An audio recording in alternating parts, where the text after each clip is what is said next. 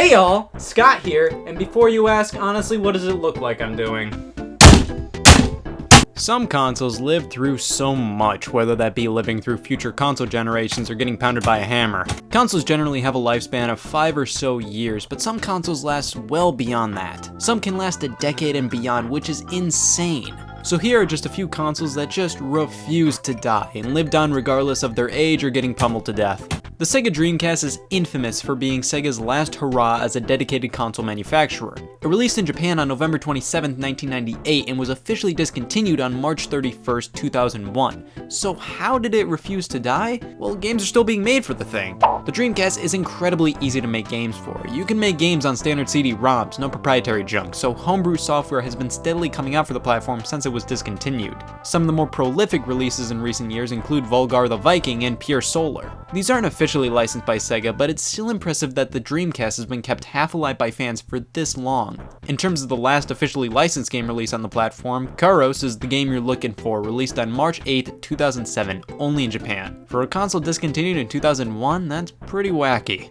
Sega's 8-bit Master System did okay at best here in North America, but absolutely dominated in PAL regions, especially Brazil. The company Tectoy reached an agreement with Sega to distribute their consoles in Brazil. This allowed the consoles to maintain a cheaper price point compared to the other systems. While the Master System was discontinued in North America by Sega in 1992 after 6 years of availability, the Sega Master System technically has yet to officially be discontinued, as it continues to sell around 100,000 units or so each year in Brazil alone. The Master System has been available to purchase for 30+ years. In addition to that, the Genesis is in a similar boat. Released in 1988, Sega stopped all first-party manufacturing of the system in 97. However, since then, third parties have obtained the license to continually produce Genesis systems to this very day.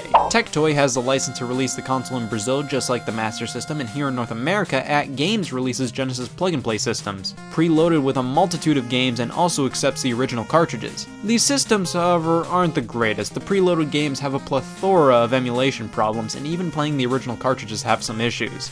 But that's a story for another day. One of the most well-known long-lasting consoles, the PlayStation 2, basically lived through the PlayStation 3's lifespan. Released in 2000, the console lasted 13 years before being discontinued and receiving its last game in 2013. Why did it last so long? Well, it always held its title of being a pretty good DVD player. Also, it had a huge install base, so developers kept making games for it. This was probably due to the Wii and PSP having comparable hardware, so it made sense to make games for what was at the time last generation hardware. The mighty Neo Geo. Some know it as a home to some of the greatest arcade games known to man, others know it as the garbage clogging up the Nintendo Switch eShop. Neo Geo arcade cabinets housed multiple games made by SNK, and for those who wanted to play these games at home, the Neo Geo AES was for them. Back in the 90s, home console ports of arcade games were always known to be not as good as the originals. With the Neo Geo AES, the games released for the console were literally the arcade originals. They didn't have to squeeze them onto a small cartridge, they basically sold huge cartridges with the arcade boards in them. But the authenticity of arcade games at home came at a hefty price of being $650.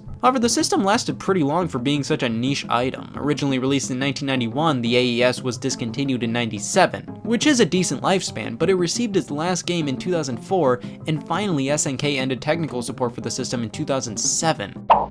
Two of the most popular consoles of all time, the NES and SNES, both had pretty lengthy lifespans. Here in North America, the NES debuted in 1985 and was officially discontinued in 1995, lasting 10 years, while the SNES launched in 91 and was discontinued in 99. But as I said, that's only for North America. The Japanese equivalents to these consoles, the Famicom and Super Famicom, had even longer lives. The Famicom debuted in 1983, was discontinued in 2003, and officially had technical support dropped in 2007 due to a waning supply of parts. The Famicom was on shelves for 20 years. The Super Famicom debuted in 1990, also lasted until 2003 and ended technical support in 2007, but the Famicom lasting that long is way more impressive. The Sega Pico is the often forgotten baby's first Genesis. It's basically an educational game system for young children with inside similar to a Sega Genesis. Cartridges are these book things, and the system knows when you turn the page. You also have this pen for controls, and honestly for the early 90s,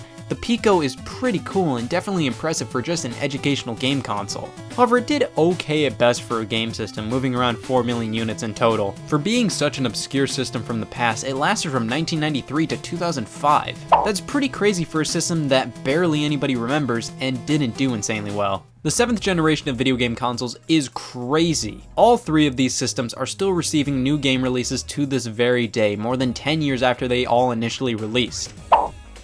Even the Wii is continually receiving Just Dance titles. Remember the first few years of the Xbox One and PS4 when each multi-platform release would see a last-gen version as well? Now PS3 and 360 releases are almost exclusively sports games and Just Dance. All these consoles have been discontinued, but games are still released every year, which may continue a bit longer. Single-handedly ushering video games into the pop culture and quickly later destroying all of their value, the Atari 2600 is one of history's most iconic game consoles. Released in 1977, the 2600 gained loads of traction and popularity, but after the market became oversaturated with poor games and competing game consoles, the video game crash of 1983 came about. However, the 2600 sold well enough for it to stay in production until January 1st, 1992, withstanding 14.5 years at retail.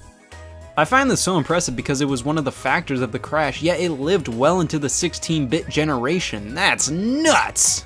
Alright, so you know what they say, if you can survive the first 13 years of your life, you can survive just about anything. So let's see if not only could this sucker survive a long retail life, but also, you know, a pummeling.